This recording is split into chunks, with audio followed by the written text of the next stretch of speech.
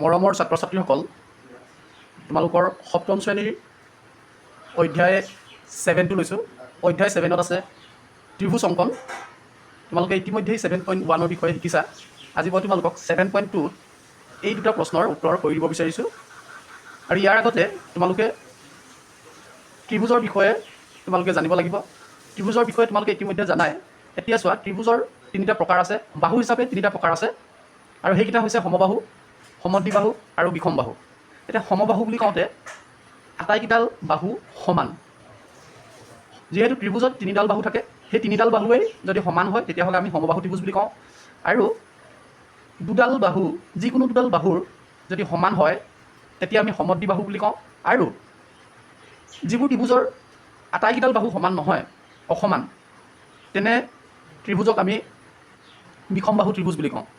গতিকে বাহু হিচাপে তোমালোকে এতিয়া তিনি প্ৰকাৰৰ ত্ৰিভুজ পাইছা, যে সমবাহু, সমদ্বিবাহু, বিষমবাহু। মই পুনৰবাৰ কৈছোঁ যে সমবাহু মানে কি? যি তিনিডাল বাহু থাকিব ত্ৰিভুজটোত আটাইকেইডাল বাহু সমান। সমদ্বিবাহু মানে যিবোৰ ত্ৰিভুজত দুডাল বাহু সমান, তেনে বাহুৰ ত্ৰিভুজক কি বুলি ক'ম? সমদ্বিবাহু ত্ৰিভুজ। আৰু বিষমবাহু ত্ৰিভুজ মানে যে তিনিডাল বাহু অসমান, তেনে ত্ৰিভুজক বিষমবাহু ত্ৰিভুজ বুলি কোৱা হ'ব। এতিয়া কুৱেশ্যন নম্বৰ 1টো চোৱা। ত্ৰিভুজৰ বাহুকেইটাৰ দৈৰ্ঘ্য চেণ্টিমিটাৰত দিয়া হৈছে। এইবিলাক চেণ্টিমিটাৰত দিয়া হৈছে। স্কেল আৰু কম্পাছৰ সহায়ত ত্ৰিভুজবোৰ অংকন কৰা। আমাক ত্ৰিভুজবিলাক অংকন কৰিব লাগে। আৰু কোৱা হৈছে যে এই ত্ৰিভুজবোৰ সমবাহু, সমদ্বিবাহু আৰু বিষমবাহু হিচাপে শ্ৰেণীভুক্ত কৰিব লাগিব, তালিকাভুক্ত কৰিব লাগিব। কুৱেশ্যন নম্বৰ 1টো লৈ যাওঁ। এতিয়া আমাক দৰকাৰ হ'ব স্কেল আৰু কম্পাছ। এতিয়া চোৱা তোমালোকে কুৱেশ্যন নম্বৰ 1ৰ ত্ৰিভুজ অংকন 3.5, 4.5 আৰু 5.5 তিনিডাল বাহুৰ জোখ দিয়া আছে। তাৰ সহায়ত আমি ত্ৰিভুজটো অংকন কৰিম। এতিয়া ত্ৰিভুজ এটা অংকন কৰিবলৈ যাওঁতে তাত 4টা স্তৰ আছে। সেই 4টা স্তৰ সমাপ্ত হোৱাৰ পাছতে আমাৰ ত্ৰিভুজটো অংকন প্ৰণালীও শেষ হ'ব। ঠিক আছে, এতিয়া প্ৰথম স্তৰটোত কি কৰিব লাগিব চোৱা। স্তৰ 1টো কি কৰিব লাগিব চোৱা। স্তৰ 1ত 3.5 দৈৰ্ঘ্যৰ এডাল ৰেখাখণ্ড আমি আঁকিবলৈ চেষ্টা কৰিম। গতিকে আমি স্কেল লৈ ল'লোঁ, এডাল পেঞ্চিল। ঠিক আছে, এতিয়া 3.5 ল'ম। 3.5টো চোৱা, স্কেলডালত চোৱা 3.5টো কোনখিনিত হ'ব? 1, 2, 3, এইটো 3 আছে নহয় জানো? 3 আছে। তাৰপিছত 4 আৰু 5ৰ মাজত দীঘল এডাল আঁচ আছে। তাৰ ইয়াৰ পৰা হিচাপ কৰিলে হ'ব, 3ৰ পৰা হিচাপ কৰা 1, 2, 3, 4, 5 এইখিনিতে হ'ব, এইখিনিতে হ'ব নহয় জানো? গতিকে ইয়াত এটা মই পইণ্ট দিলোঁ আৰু ক'ৰ পৰা হিচাপ কৰিলোঁ? প্ৰথম দাগ কটাটোৰ পৰা। ঠিক আছে, ইয়াত 0 বুলি কিছুমানত লিখা থাকে, এইখিনিৰ পৰা আৰম্ভ কৰিম। ইয়াৰ পৰা মই 3.5টো মই এনেকৈ এডাল কি লৈ ল'লোঁ? ৰেখাখণ্ড লৈ ল'লোঁ। এতিয়া ইয়াৰ নামটো দিলোঁ A, B। আৰু এই কথাষাৰ মই ইয়াতে লিখি ল'ব লাগিব যে 3.5 চেণ্টিমিটাৰ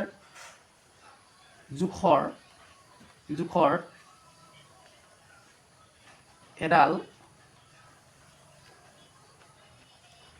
ৰেখাখণ্ড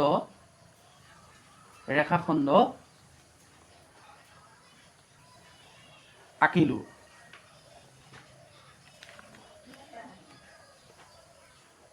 বা আঁকা হ'ল, এনেকৈ লিখিব পাৰা।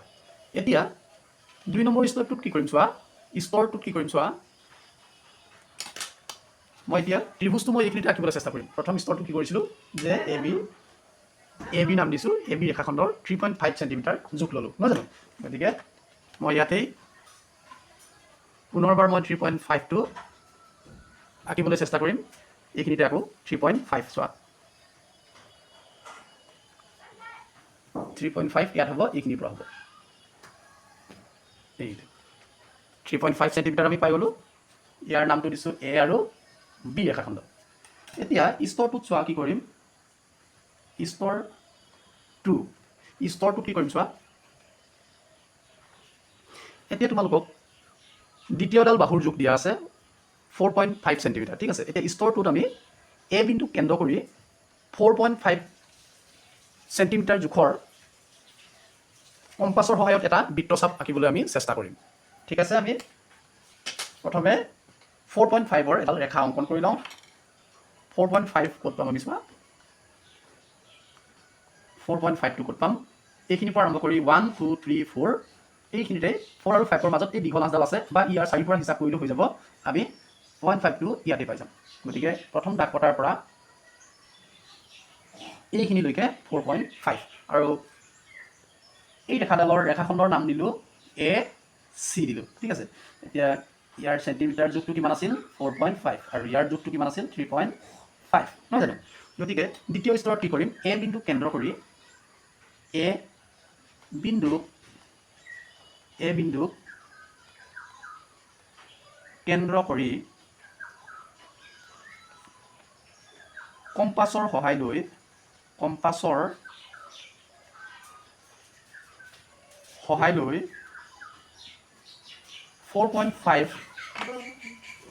4.5 চেণ্টিমিটাৰ জোখৰ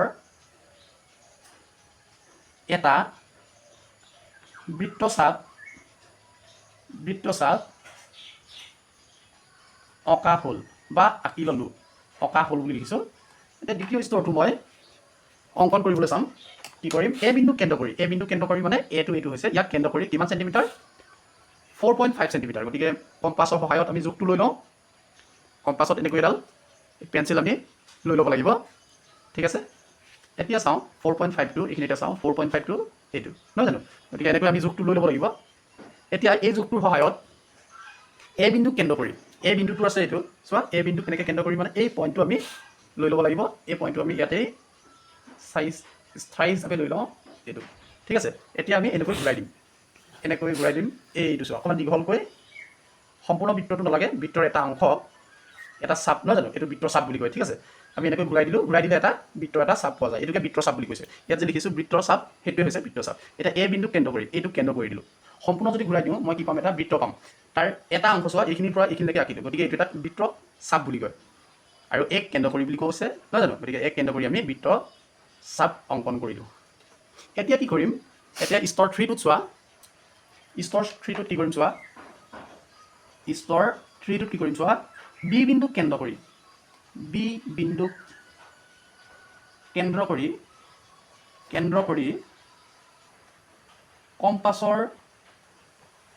কম্পাছৰ সহায় লৈ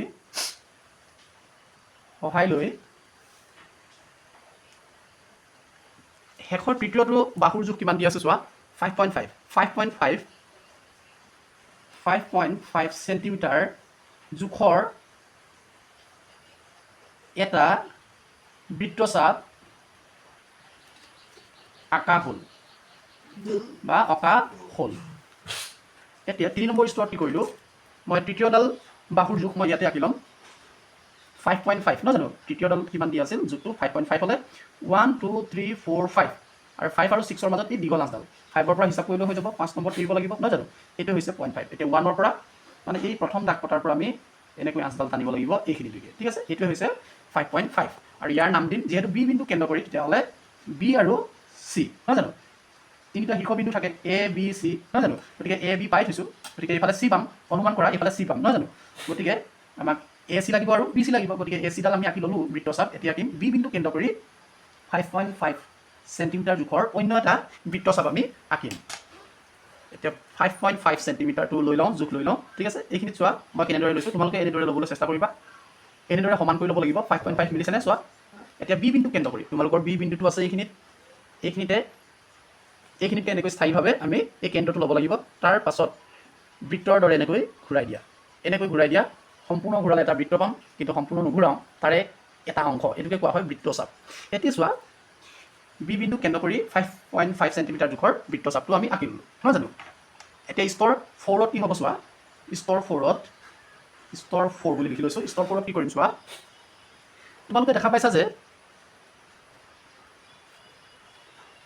পাইছা যে এই এটা বৃত্তচাপ আৰু এই এটা বৃত্তচাপে কোনো এটা বিন্দুত কটাকটি কৰিছে মানে এই বিন্দুত কটাকটি কৰিছে নহয় জানো এই বিন্দুটোত কটাকটি কৰিছে মানে দুইডালে লগ লাগিছে গতিকে এই বিন্দুটোৰ নাম দিম চি এতিয়া মই সেইটোৱে লিখিম যে স্তৰ 4ত কি লিখিম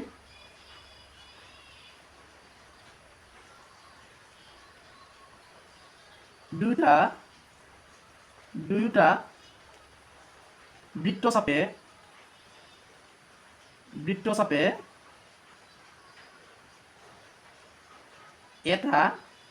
এটা বিন্দুত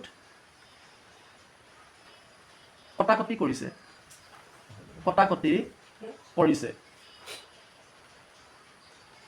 এটা বিন্দুত কটাকটি কৰিছে উক্ত বিন্দুটোৰ নাম উক্ত বিন্দুৰ নাম চি। গতিকে মই এই বিন্দুটোৰ নাম কি দিওঁ? চি দিওঁ। এই বিন্দুটোৰ নাম কি দিলোঁ? চি দিলোঁ। ঠিক আছে। এতিয়া এ চি আৰু চোৱা এইফালে আছিল 4.5 নহয় জানো? গতিকে এইটো সংযোগ কৰি দিয়া আৰু এইফালে আছিল 5.5 নহয় জানো? চোৱা কি ধুনীয়াকৈ ওলাই পৰিছে এইটো।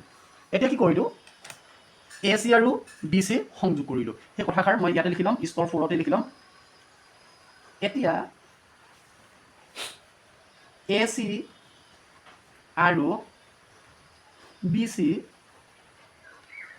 সংযোগ কৰা হ'ল।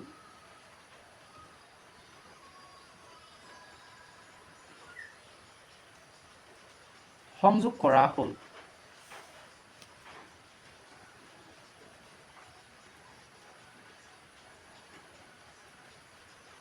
উক্ত বিন্দুবোৰ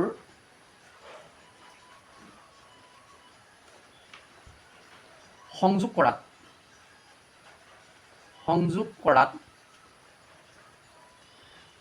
এ চি আৰু এ বি আমি সংযোগ কৰিলোঁ। সেই কথাষাৰ লিখিলোঁ। তাৰপিছত কি লিখিছোঁ যে উক্ত বিন্দুবোৰ সংযোগ কৰাত আটাইবিলাক বিন্দু সংযোগ কৰাত আমি কি পালোঁ? এটা এ বি চি ত্ৰিভুজ পালোঁ। সেইটো লিখিম। উক্ত বিন্দুবোৰ সংযোগ কৰাত